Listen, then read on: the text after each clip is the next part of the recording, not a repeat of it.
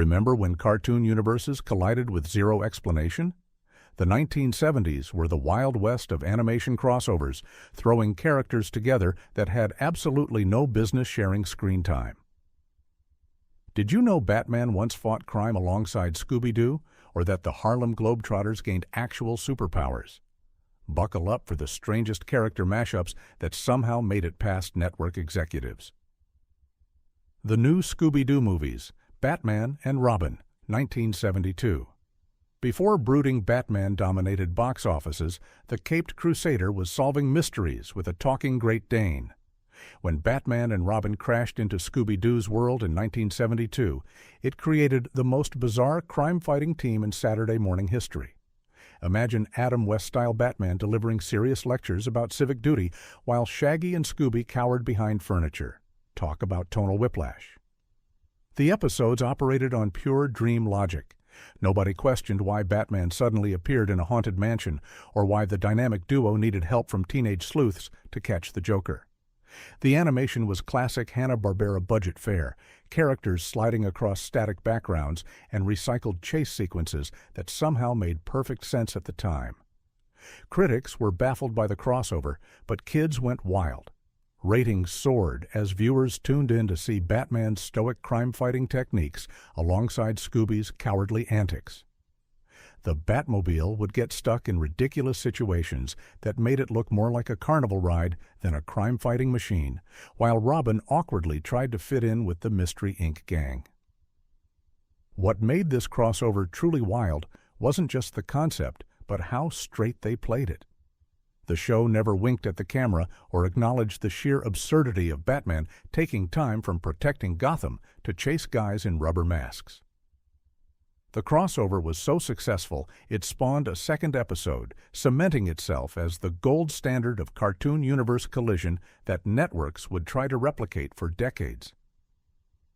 The Harlem Globetrotters meet Scooby-Doo, 1972.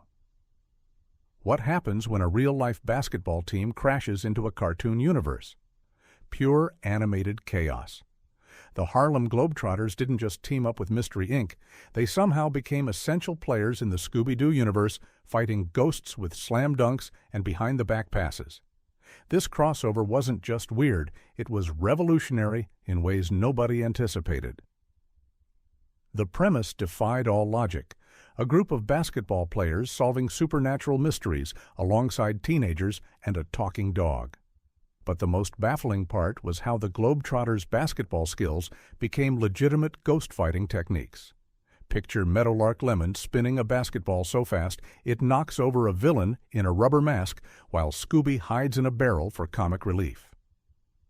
It was exactly as ridiculous as it sounds. What's often forgotten is how groundbreaking this crossover was for representation. The Harlem Globetrotters cartoon, which ran for 2 seasons, featured real-life players from the original team as superheroes. For the first time on Saturday morning television, African-American characters weren't sidekicks. They were the stars saving the day. In an era when diversity in children's programming was nearly non-existent, this wild basketball mystery mashup accidentally became progressive. The crossover proved so popular that the Globetrotters would return for multiple specials, each one stretching credulity further than the last. Parents were confused, critics scratched their heads, but kids absolutely loved it. This bizarre pairing opened the floodgates for other unlikely team-ups and proved that in Saturday morning cartoons, absolutely nothing was off-limits if it could sell cereal. The Scooby-Doo Dynomutt Hour, 1976. Hanna-Barbera looked at Scooby-Doo's success and thought, what if we added a robot dog sidekick to a Batman parody? The result was the Scooby-Doo/Dynomutt Hour, a crossover that paired Mystery Inc. with the Blue Falcon and his mechanical canine companion. What followed was an hour of tonal whiplash that left kids simultaneously confused and delighted. Dynomutt was built as the dog wonder, but most of the time he was less helpful sidekick and more walking mechanical failure. His gadgets constantly malfunctioned, which usually meant Scooby and Shaggy spent as much time running from him as they did from any villains. Watching a Great Dane panic while a robot dog accidentally drills holes in the floor was chaos, even by Hanna-Barbera standards. The crossover worked best when Blue Falcon joined the gang for cases. Suddenly, you had Shaggy screaming at ghosts while a dead-serious superhero tried to treat things like Gotham City. The tonal clash was half the fun and half the headache. For Hanna-Barbera, it was another experiment in creating Saturday morning block synergy. Why sell two shows separately when you can cram them together and call it an hour? Dynomutt Dog Wonder was the Scooby-Doo of superheroes. This cartoon followed an animated dog, Dynomutt, and his superhero partner, Blue Falcon, aka millionaire Radley Crown. If Batman and Robin had the goofiest plans and Robin was a clumsy ditz and a robot dog with ridiculous abilities, then this show would be the outcome. Critics panned the bizarre mishmash, but kids loved the double dose of canine comedy, no matter how nonsensical the premise became. Laff-A-Lympics, 1977 to 1978.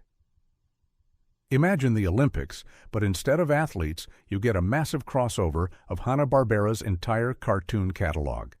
That's exactly what Laff-A-Lympics was, a competitive sports series featuring over 45 different cartoon characters from completely unrelated shows competing in bizarre events. It wasn't just a crossover, it was cartoon character overload. This series brought together three teams, the Scooby-Doobies, the Yogi Yahooies, and the Really Rottens, to compete in zany contests around the world. It wasn't about solving mysteries or chasing villains. It was about watching cartoon mascots hurl pies, bungle stunts, and cheat their way through competitions. The scale was unprecedented. Suddenly, Scooby-Doo was running relays with Huckleberry Hound, while Captain Caveman competed in swimming contests. Characters who had never shared screen time before were suddenly teammates with no explanation beyond they're all Hanna-Barbera properties. It was the animation equivalent of throwing everything into a blender and hoping something drinkable came out. For kids, though, this was pure crossover candy. Suddenly, you didn't need to choose between your favorite characters. They were all in the same arena. For Hanna-Barbera, it was a way to maximize their catalog, basically turning their entire stable of shows into one big Saturday morning mega brand. Critics labeled it a shameless marketing ploy with no artistic merit, but audiences didn't care. They were mesmerized by the novelty of seeing dozens of beloved characters competing in absurd Olympic-style events. The Really Rottens team always cheated. Scooby and friends usually won through dumb luck, and logic took a permanent vacation. It was animation at its most commercially calculated, yet somehow became one of the most beloved crossover events in cartoon history. Yogi's Space Race, 1978. Not content with Earthbound Olympics, Hanna-Barbera launched Yogi Bear into space alongside a bizarre collection of characters for the wildest racing series of the decade. Yogi's Space Race featured the picnic-stealing bear competing in intergalactic races against Huckleberry Hound, Jabberjaw the Shark, and original characters including a ghost and a pair of space villains. It was Speed Racer on cosmic hallucinogens. The premise stretched credibility beyond repair. Yogi Bear, who traditionally stole pick-a-nick baskets in Jellystone Park, was suddenly piloting a spaceship in cosmic competitions with zero explanation. Huckleberry Hound, normally a laid-back southern dog, became a competitive space racer. And Jabberjaw, a shark who played drums in a rock band, was somehow breathing in space while operating complex machinery with his fins. The animation budget couldn't match the cosmic ambitions, resulting in static star backgrounds and recycled racing sequences that became unintentionally hilarious. Each episode featured the characters zooming through wormholes, asteroid fields, and alien planets in ships that reflected their personalities. Yogi's even had a robotic arm to grab snacks during races. Critics savaged the show, calling it the most desperate crossover attempt of the decade.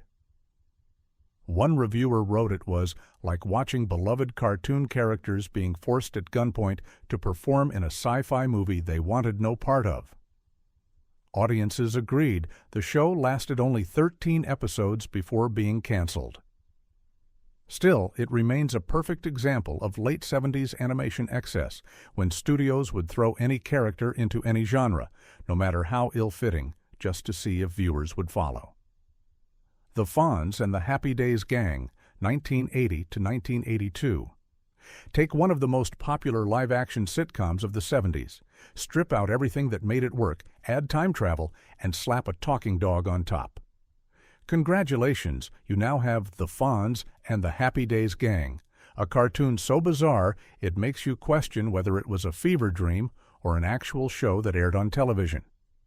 Hanna-Barbera actually turned Happy Days into a Saturday morning cartoon where Fonzie, Richie, and Ralph get trapped in a malfunctioning time machine with a future girl and a dog named Mister. Cool. If that description sounds like 3 different shows crammed into one, that's because it was. The episodes had the gang bouncing from ancient Rome to the Wild West, all while Fonzie kept his cool guy image intact. The laugh track of the original sitcom was replaced with zany slapstick and Mister, Cool's antics, which were basically Scooby-Doo leftovers. Henry Winkler, Ron Howard, and Donnie Most actually voiced their characters, which gave the show a strange authenticity, but it didn't help the absurd concept. Critics were merciless, with one famously writing, "Taking a beloved sitcom about 1950s nostalgia and turning it into a time travel cartoon is like taking a steak dinner and covering it in chocolate sauce." The show lasted only 2 seasons before mercifully disappearing, but not before producing some of the most bizarre episodes in crossover history, including one where Fonzie teaches cavemen to be cool and another where he nearly becomes a medieval knight. It was a prime example of network executives completely misunderstanding what made the original property successful. Casper and the Angels, 1979. By the late 70s, Hanna-Barbera was desperate to ride the coattails of Charlie's Angels. Their solution? Casper and the Angels, a show that mashed up the friendly ghost with futuristic space cops. The crossover didn't even pretend to make sense, and the result was one of the strangest cartoon concoctions ever to hit Saturday morning television. Casper floated around as a moral voice while 2 women in tight space uniforms, Minnie and Maxie, battled criminals in a Jetsons-style future. The crossover didn't even pretend to make sense. Casper, who had always haunted small towns and befriended children, was suddenly patrolling a neon sci-fi city with law enforcement. The show completely abandoned everything that made Casper work as a character. Instead of gentle hauntings and making friends with shy children, he was reduced to tagging along with space police and offering cheerful advice during laser battles. He didn't even do much ghostly haunting. It was like watching Mickey Mouse suddenly become a tax accountant, a complete betrayal of the character's essence. Watching Casper awkwardly inserted into a formula that clearly wasn't built for him is like seeing a puppy at a boxing match. He was out of place, but the studio forced him into it anyway.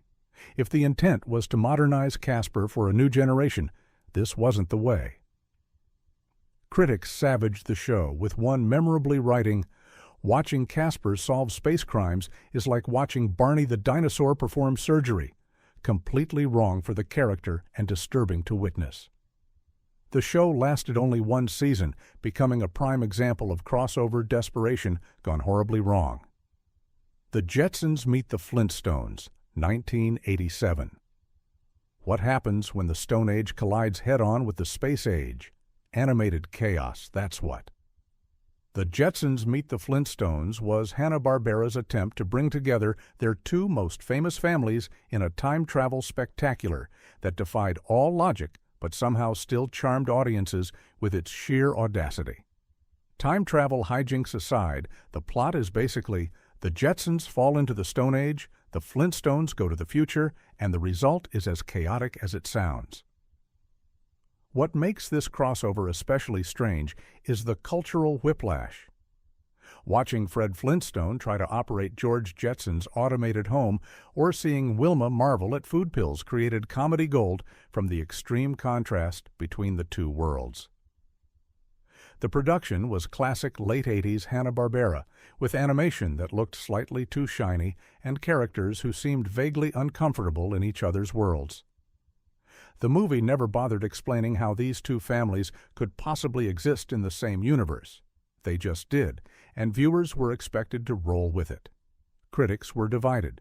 Some kids loved the novelty, while adults rolled their eyes and wondered if the studio had officially run out of ideas. Yet the movie lives on in nostalgia lists, not for being good, but for proving that cartoon multiverses existed long before Marvel made it profitable. It spawned a wave of other Hanna-Barbera crossover films and cemented the idea that in animation, absolutely any character could meet any other character, logic be damned. The special became a template for future cartoon crossovers, demonstrating that sometimes the most nonsensical premises could become the most memorable. Fred and Barney Meet the Shmoo, 1979. If you thought Fred and Barney not meeting the Thing was awkward, the time they didn't meet the Shmoo was equally baffling.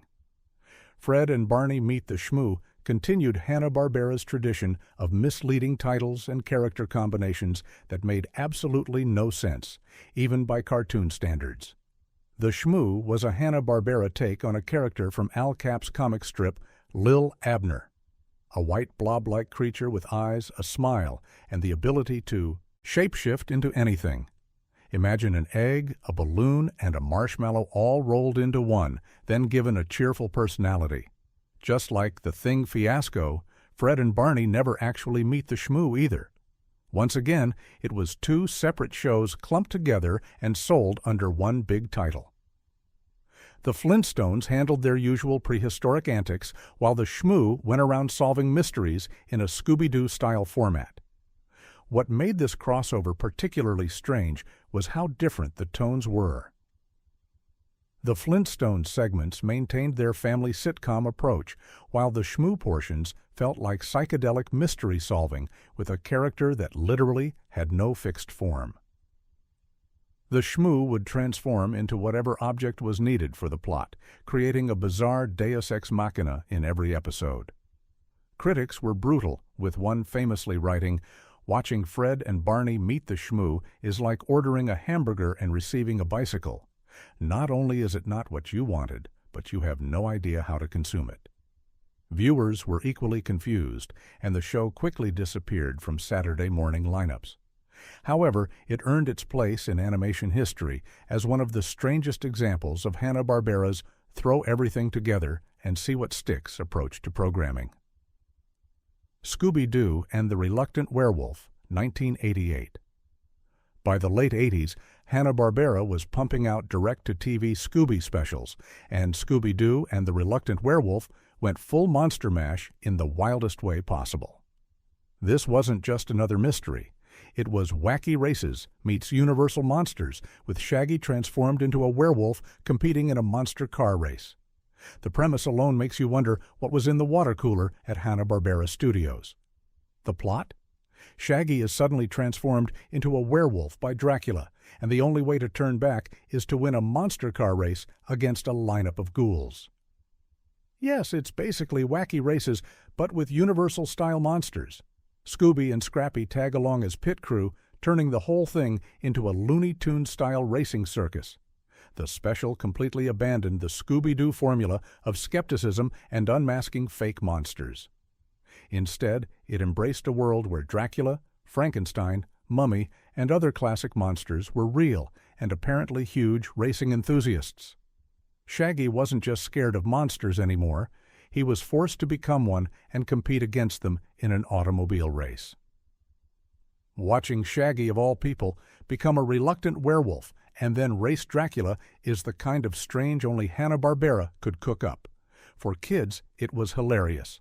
For adults, it was head-scratching. Critics were divided, with some praising the creative insanity while others questioned whether this was really a Scooby-Doo property at all. The special did well enough to spawn a series of similar monster-themed Scooby movies throughout the late 80s and early 90s, proving that sometimes the most outlandish premises could find an audience, especially when familiar characters were involved.